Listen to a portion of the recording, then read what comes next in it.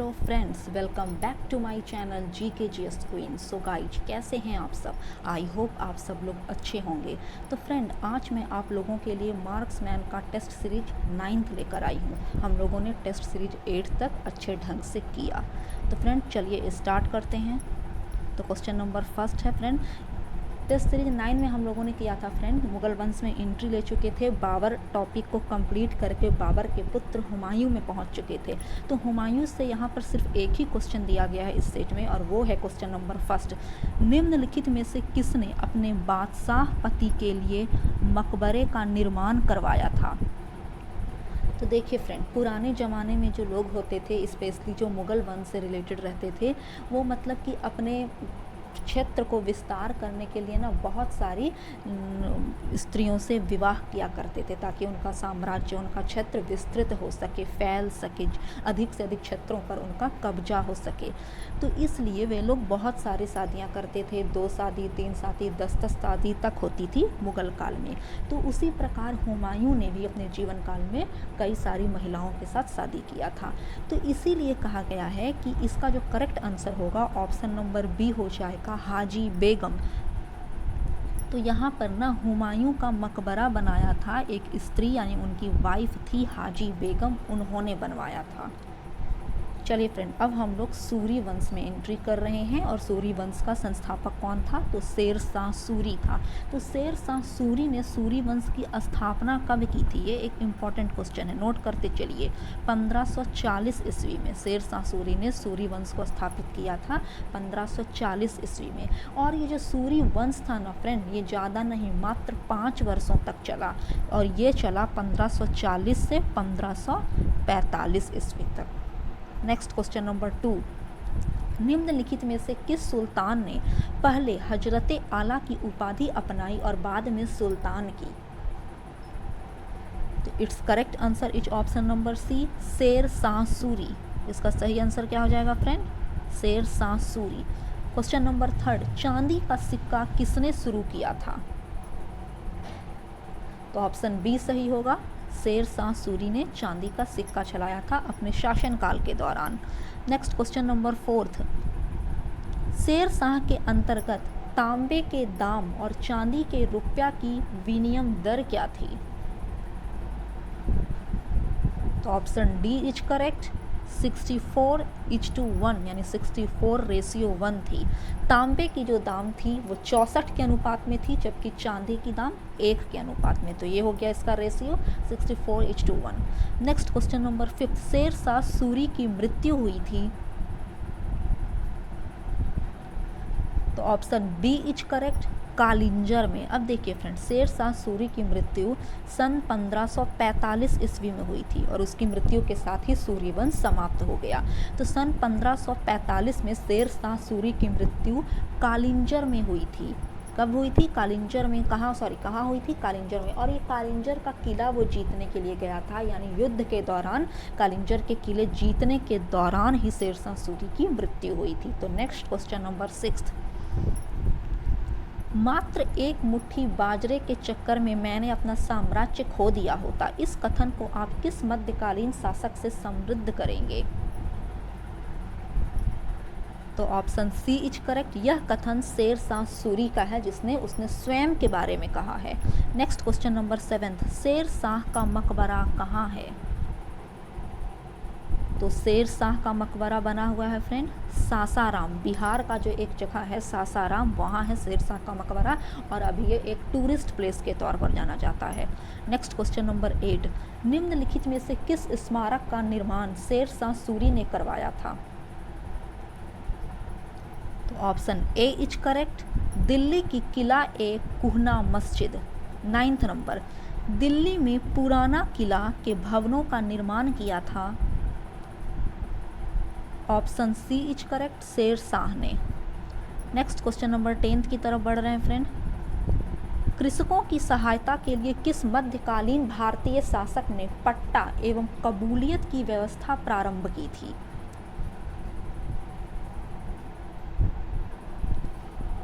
तो अब ये पट्टा और कबूलियत क्या था फ्रेंड? तो ये कृषक के लिए एक विभाग बनाया था, यानी उनकी सहायता के लिए, उनके हेल्प करने के लिए शेर शाह सूरी ने किया था।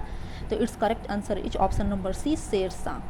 यहाँ पर शेरशाह सूरी का जो क्वेश्चन है शेरशाह सूरी से रिलेटेड वो एंड होता है, लेकिन यहाँ पर एक क्वेश्चन नहीं इंक्लूड किया गया है फ्रेंड, तो आप उसे कॉपी में नोट कर लीजिए और बहुत ही इंपॉर्टेंट क्वेश्चन है, कई बार एग्जाम में पूछे जा चुके हैं कि शेरशाह सूरी ने एक प्रसिद्ध रोड का निर्माण करवाया था, बहुत ही पुराना रोड है और उसका आंसर हो जाएगा ग्रैंड ट्रंक रोड। क्या था नाम उसका? ग्रैंड ट्रंक रोड के निर्माता भी शेरशाह सूरी ही हैं। नेक्स्ट फ्रेंड, यहाँ से हम लोग मुगल वंश में के अकबर के समकालीन मतलब अकबर के शासन के दौरान हम लोग पढ़ेंगे। तो अकबर का जो शासन था वो सन 1556 ईस्वी से लेकर 1605 ईस्वी तक था। कब था? 1556 से 1605। तो क्वेश्चन नंबर 11, हल्दी घाटी के युद्ध के पीछे अकबर का मुख्य उद्देश्य क्या था? तो option A is correct, Rana Pratap को अपने अधीन लाना, यही था अकबर का मुख्य उद्देश्य कि महाराणा प्रताप को अपने अधीन लाना। और हल्दी घाटी का युद्ध कब हुआ था? तो हल्दी घाटी का युद्ध हुआ था सन 1576 ईस्वी में, और हल्दी घाटी अभी वर्तमान का राजस्थान क्षेत्र है। Next question number 12, Haldi Ghati का युद्ध किस वर्ष में हुआ था? अभी जस्ट मैंने बताया कि हल्दी घाटी का युद्ध 18 जून 1576 में हुआ था। डेट भी याद कर लीजिए साथ में कि 18 जून 1576। नेक्स्ट क्वेश्चन नंबर 13, अकबर ने सर्वप्रथम वैवाहिक संबंध राजपूतों के जिस गृह से स्थापित किए वह था? अकबर मुस्लिम होते हुए भी राजपूत से विवाह किया था, ये आपको सब लोगों को पता है, क्योंकि जो जोधा उनकी जो प्रिय बीवी थी वो भी एक राजपूत ही थी। तो it's correct answer is option number B, कछवाहों से। नेक्स्ट 14 नंबर, किस चिश्ती संत के दरबार पर अकबर दर्शन हेतु अधिक जाता था? Option A is correct, Khwaja Moinuddin Chishti, और इनका दरगाह कहाँ था ख्वाजा मोइनुद्दीन चिश्ती का? तो अजमेर में। नेक्स्ट क्वेश्चन नंबर 15, निम्नलिखित में से किसे अकबर ने स्वयं मारा था? तो अकबर ने अधम खां को स्वयं मारा था। अब जानिए कि अधम खां कौन था। तो अधम खां अकबर का सेनापति तो था ही, लेकिन अकबर का फैमिली भी था, जो महामांगा थी। यानी कहा जाता है कि जब अकबर की माँ जब कुछ वर्ष के लिए अकबर को छोड़कर महामांगा के पास गई थी, जब अकबर बहुत छोटा था, तो महामांगा ने मतलब अपने बच्चे की तरह ही, अधम खान की तरह ही उसको प्यार दिया, लाड दिया। तो वही अधम खां का बेटा था, महामांगा का बेटा था अधम खां।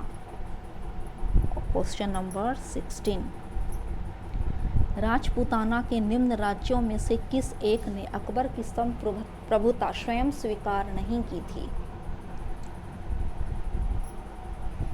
Option B is correct, Mewar ने। नेक्स्ट 17, किस राजपूत शासक ने मुगलों के विरुद्ध निरंतर स्वतंत्रता का संघर्ष जारी रखा और समर्पण नहीं किया? तो ऑप्शन बी सही होगा, मारवाड़ के रावचंद्र सेन। क्वेश्चन नंबर 18, अकबर के साथ युद्ध करने वाली दुर्गावती कहाँ की रानी थी? बताइए दुर्गावती कहाँ की रानी थी?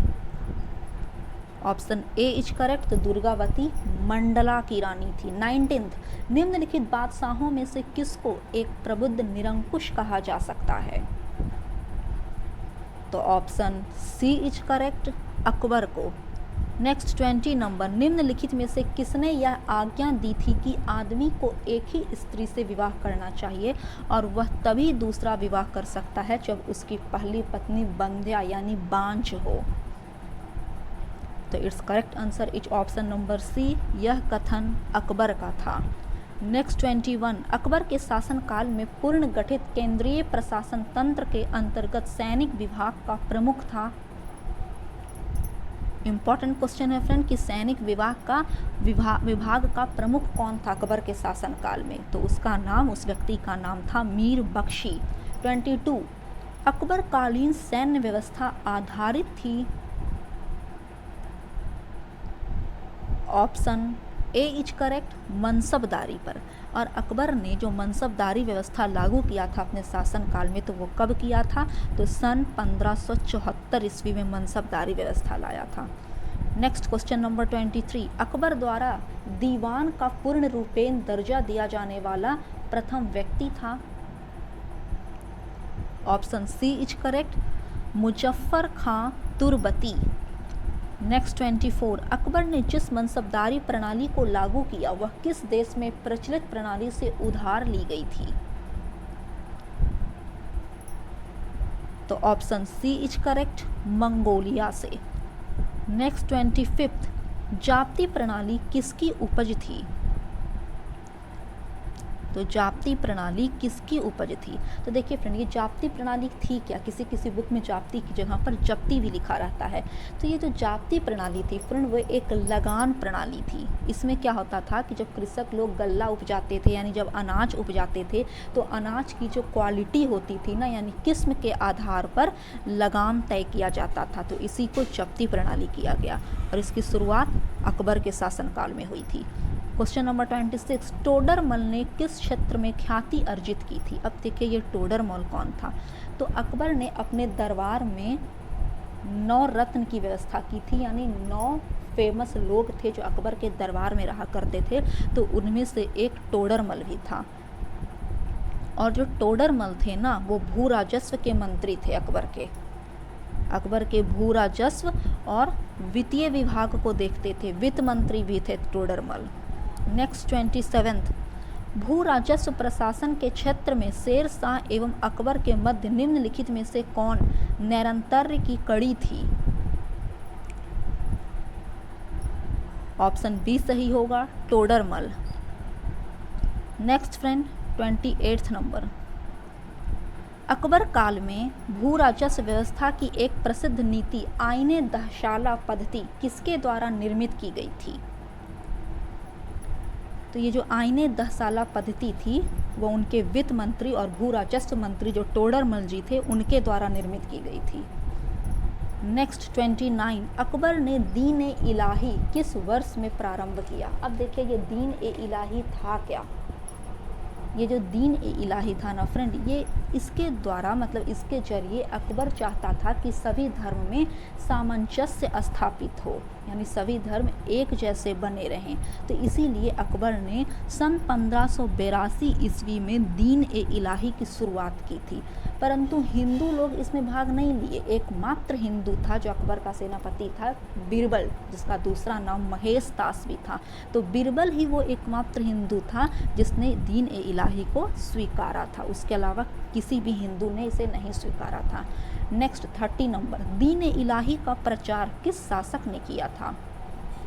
सेम क्वेश्चन है फ्रेंड्स, सिर्फ घुमाया हुआ है, तो ऑप्शन बी सही होगा, अकबर ने। नेक्स्ट 31, इबादत खाने का निर्माण किसने करवाया। तो इबादत खाना क्या था, ऑप्शन सी होगा सही, यानी अकबर ने ही इबादत खाने का निर्माण करवाया था सन 1575 ईस्वी में। 1575 में अकबर ने इबादत खाना का निर्माण करवाया था और यह एक प्रार्थना भवन थी जहां पहले तो सिर्फ इस्लाम लोग ही जाते थे, लेकिन कुछ दिन बाद अकबर ने इसमें चेंजेज ला दिया। इसमें सभी धर्म के लोग जाने लगे और धार्मिक लोग जाकर वहां पर धार्मिक विषयों पर विचार विमर्श करते थे, वाद विवाद करते थे। तो नेक्स्ट क्वेश्चन नंबर 32, दिल्ली में कौन सा ऐतिहासिक स्मारक भारतीय तथा फारसी वास्तुकला शैली का उदाहरण है। Option C is correct, Humayun का मकबरा। नेक्स्ट 33, सुलह ए कुल का सिद्धांत किसके द्वारा प्रतिपादित किया गया था।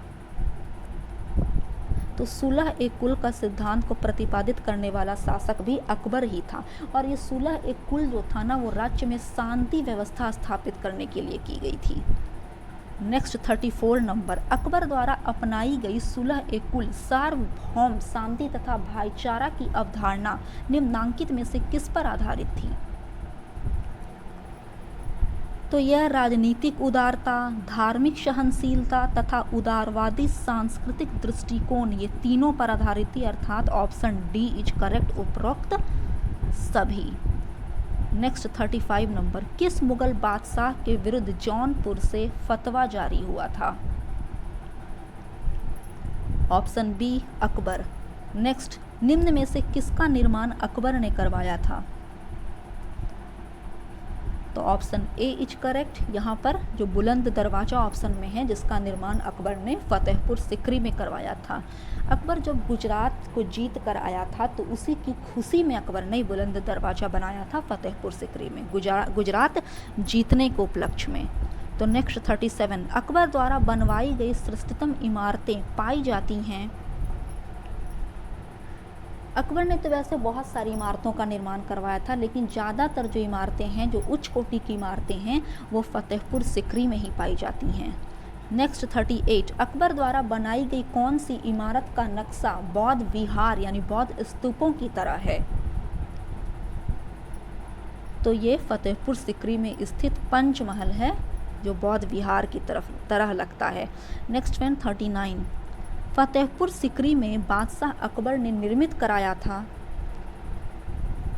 तो देखिए फतेहपुर सिकरी में अभी मैंने बताया कि पंचमहल का निर्माण करवाया था।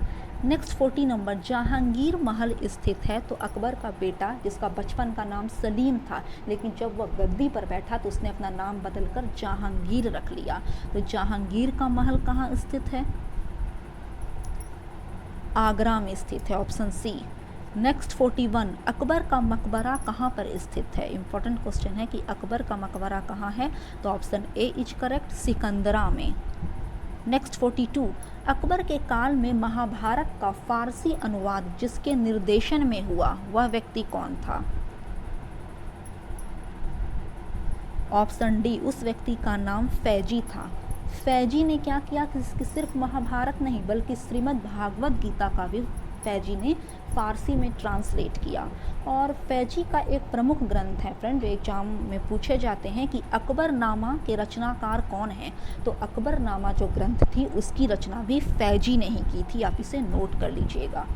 नेक्स्ट फ्रेंड हम लोग 43 की तरफ बढ़ रहे हैं। महाभारत के फारसी अनुवाद का शीर्षक है, ऑप्शन बी, रज्मनामा। नेक्स्ट 44, सम्राट अकबर द्वारा निम्न में से किसको जरी कलम की उपाधि प्रदान की गई थी? Option A is correct, Mohammad Hussain. 45 number, Jain साधु जो अकबर के दरबार में कुछ वर्ष रहा और जिसे जगत गुरु की उपाधि से सम्मानित किया गया, वह था? Option B, Har Vijay Suri. ये जैन साधु थे, हर विजय सूरी। नेक्स्ट, मुगल सम्राट अकबर के समय का प्रसिद्ध चित्रकार था? तो option B is correct, Daswant. Daswant एक फेमस पेंटर था अकबर के शासनकाल के दौरान।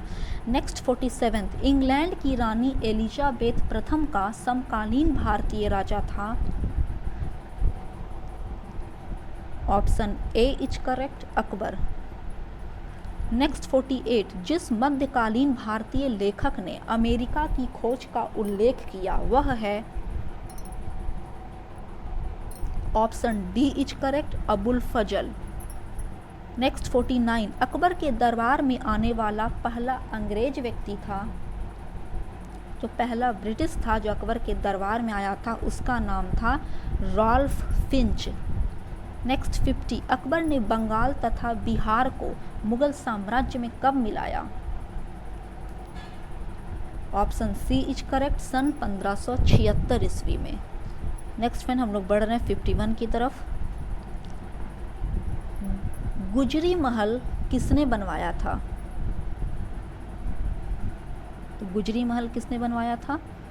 ऑप्शन बी, मान सिंह ने। अब देखिए ये मान सिंह कौन था? तो मान सिंह था ना, मतलब अकबर की जो पत्नी थी जोधा बाई, तो जोधा बाई का जो भाई था यानी ब्रदर भगवान दास, तो ये भगवान दास का ही बेटा था मान सिंह, अर्थात कह लीजिए कि जोधा बाई का भतीजा था। नेक्स्ट अब हम लोग अकबर के बेटे जहांगीर के बारे में पढ़ेंगे। तो जहांगीर का जो शासनकाल था वो सन 1605 ईस्वी से लेकर 1627 ईस्वी तक था। नेक्स्ट 52 नंबर, दो अश्पा एवं सिंह अश्पा प्रथा किसने शुरू की थी? अब देखिए ये दो अश्पा और सिंह अश्पा था क्या? देखिए जहांगीर ने ना, मतलब इसका जो करेक्ट आंसर आपको तो पता ही है कि जहांगीर ही होगा। तो जहांगीर ने मनसबदारी प्रथा जो था ना, तो मनसबदार को मतलब कि उसके पद के अकॉर्डिंग जितना पेव्यू उस मनसबदार का पद रहता था, उसके पद के अकॉर्डिंग अगर उसको 2 अस्पा की उपाधि दी गई थी तो उससे उसके जस्ट डबल घोड़े रखने पड़ते थे, और सिंह अस्पा में जस्ट ट्रिपल यानी 3 गुना घोड़े सिंह अस्पा वाले को रखने पड़ते थे। 53 मुगलों एवं मेवाड़ के राणा के मध्य चित्तौड़ की संधि किस शासक के शासनकाल में हस्ताक्षरित हुई थी? Option B is correct, Jahangir. 54 number East India Company ने जहांगीर के दरबार में पहले निम्न में से किसे भेजा था? Option C is correct, William Hawkins को भेजा था सबसे पहले जहांगीर के दरबार में। क्यों आया था विलियम हॉकिंस जहांगीर से भेंट करने? क्योंकि वो मतलब कि फैक्ट्री स्थापित करना चाहता था, कारखाना स्थापित करना चाहता था, तो इसी की परमिशन लेने के लिए आया था। नेक्स्ट 55 निम्नलिखित अंग्रेजों में किसे जहांगीर ने खान की उपाधि से सम्मानित किया था? तो ऑप्शन ए विलियम हॉकिंस को खान की उपाधि जहांगीर ने दी थी। Important question. नेक्स्ट 56 ब्रिटिश राजदूत के रूप में सर थॉमस रो भारत आया था किसके शासनकाल में? तो सर थॉमस रो जो था वह भी जहांगीर के ही शासनकाल में भारत आया था। नेक्स्ट 57 इंग्लैंड के जेम्स प्रथम के राजदूत सर थॉमस रो किस वर्ष भारत आए थे? देखिए ऑप्शन। तो सर थॉमस रो सन 1615 ईस्वी में भारत आया था। नेक्स्ट 58 जहांगीर ने थॉमस रो को कहाँ मिलने का अवसर दिया था? Option B is correct, Ajmer में। नेक्स्ट 59 भारत में इंग्लैंड का कौन सा दूत जहांगीर के पीछे अजमेर से मांडू आया? Option B is correct, sir Thomas Roe. Next 60 एक डच पर्यटक जिसने जहांगीर के शासनकाल का मूल्यवान विवरण दिया है वह था? Option A is correct, Francisco Pelsaert. 61 किस मुगल शासक का मकबरा भारत में नहीं है? तो जो जहांगीर है ना फ्रेंड, उसका मकबरा भारत में नहीं है। तो कहाँ है उसका मकबरा? तो भारत के बाहर जो लाहौर है वहाँ है जहांगीर का मकबरा। 62 मुगल चित्रकला किसके राज्यकाल में अपनी पराकाष्ठा पर पहुंची? जैसा कि मैंने प्रीवियस सेट में भी आपको बताया फ्रेंड कि जो जहांगीर था उसको बचपन से ही चित्रकारी यानी पेंटिंग का काफ़ी ज़्यादा शौक था। इसलिए जब उसने गद्दी संभाला तो अपने मतलब जो ये था, जब वो शासक बना तो अपने राज्य में अब उसने अपने दरबार में बहुत सारे चित्रकारों को लगाया था, तो उसको पेंटिंग का बहुत ज़्यादा शौक था इसलिए। नेक्स्ट 63 जहांगीर के दरबार में पक्षियों का सबसे बड़ा चित्रकार था? ऑप्शन डी इज करेक्ट, उस्ताद मंसूर। 64 निम्नलिखित मुगल बादशाहों में किसने अपनी आत्मकथा यानी ऑटोबायोग्राफी फारसी में लिखी है? ऑप्शन सी जहांगीर ने।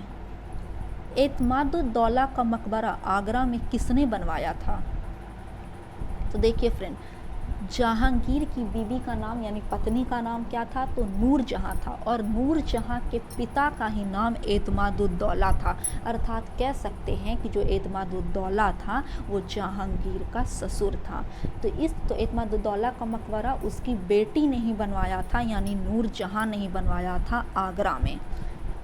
नेक्स्ट 66 गोविंद महल जो हिंदू वास्तुकला का अप्रतिम उदाहरण है स्थित है?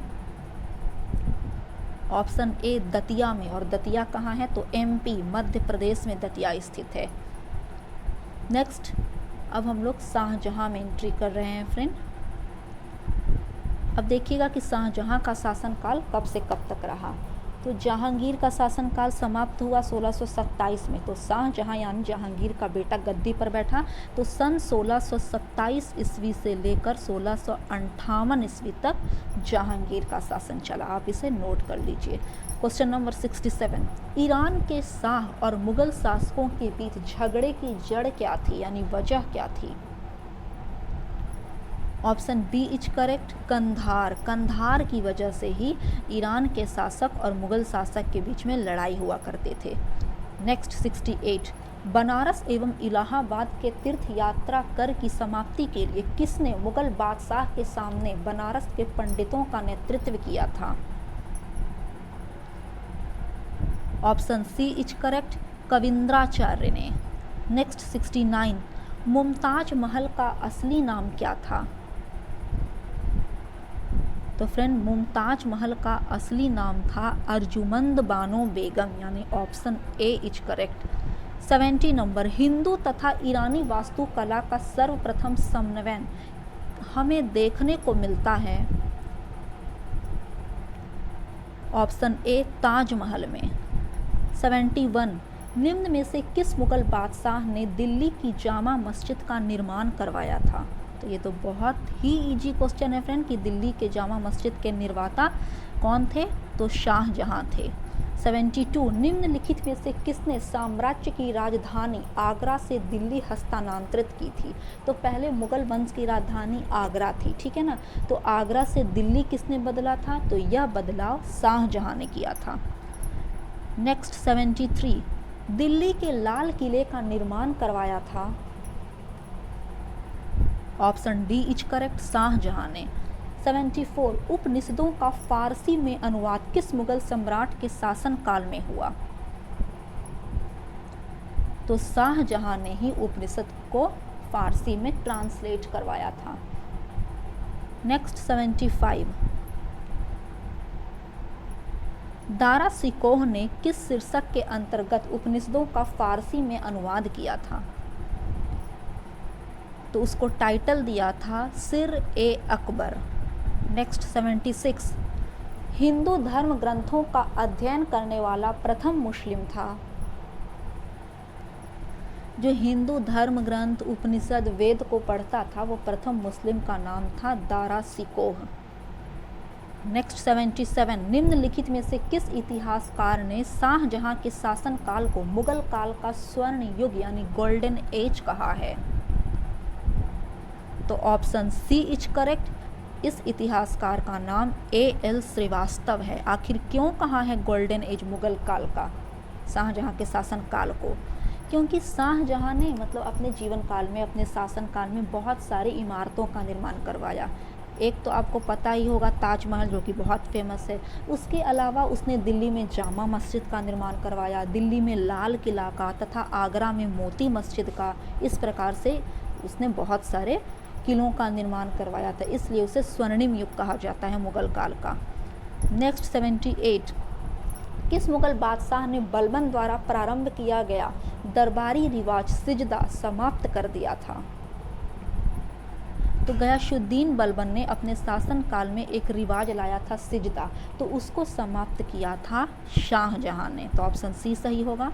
नेक्स्ट 79, निम्नलिखित में से कौन शाहजहां के शासन काल में अधिकांश समय तक दक्कन का गवर्नर रहा था? तो option D is correct, Aurangzeb. जो शाहजहां का पुत्र था औरंगजेब, वो दक्कन का गवर्नर रहा था शाहजहां के शासनकाल के दौरान। तो अब यहाँ पर हम लोग एंट्री कर रहे हैं औरंगजेब के शासनकाल में, और औरंगजेब का शासनकाल सन 1658 ईस्वी से लेकर 1707 ईस्वी तक था। क्वेश्चन नंबर 80, निम्नलिखित में से किस मुगल बादशाह का 2 बार राज्याभिषेक किया गया था? तो फ्रेंड, ये एक इम्पॉर्टेंट क्वेश्चन है फ्रेंड कि मतलब 2 बार राज्याभिषेक किया गया था औरंगजेब का। नेक्स्ट 81, धर्मठ का युद्ध निम्न में से किनके बीच लड़ा गया? ऑप्शन सी इज करेक्ट, तो औरंगजेब तथा दारा सिकोह के बीच लड़ा गया था धर्मठ का युद्ध। नेक्स्ट 82 नंबर, औरंगजेब ने जोधपुर के शासक जसवंत सिंह को 1658 ईस्वी में धर्मठ के युद्ध में पराजित किया था। धर्मठ किस राज्य में स्थित है? तो option B is correct, Madhya Pradesh में। नेक्स्ट 83, मुगल शहजादा जिसने श्रीनगर गढ़वाल में आश्रय लिया था? Option D is correct, Sulaiman Shikoh. Next 84, Aurangzeb के किस पुत्र ने विद्रोह करके राजपूतों के विरुद्ध अपने पिता की स्थिति दुर्बल कर दी थी? Option B, Mohammad Akbar.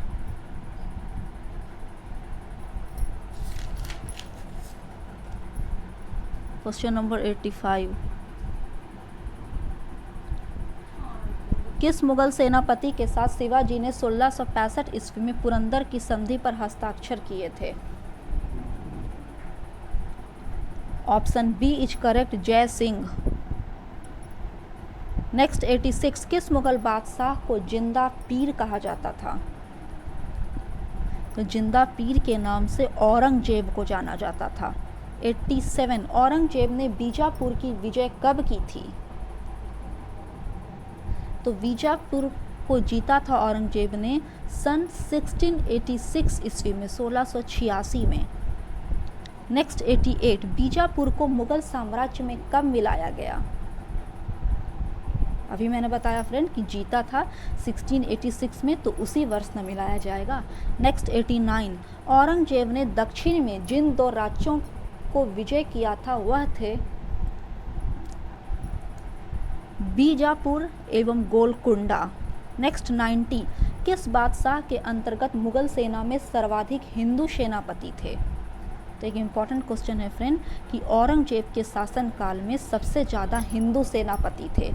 Next 91, जजिया कर किसके शासनकाल में पुनः लगाया गया था? अब पुनः लगाया गया था क्यों? जजिया कर एक धर्म कर था, पुनः क्यों लगाया गया था? पुनः मतलब दोबारा लगाया गया, यानी इसके पहले भी कभी लगाया गया होगा। जी हाँ, जजिया कर पहले से लगा हुआ था। हाँ, जजिया कर को समाप्त किया था अकबर ने सन 1564 ईस्वी में। ये एक इम्पॉर्टेंट तथ्य है कि अकबर ने जजिया कर को कब समाप्त किया था? तो सन 1564 ईस्वी में, परंतु औरंगजेब ने दोबारा से जजिया कर को लगा दिया।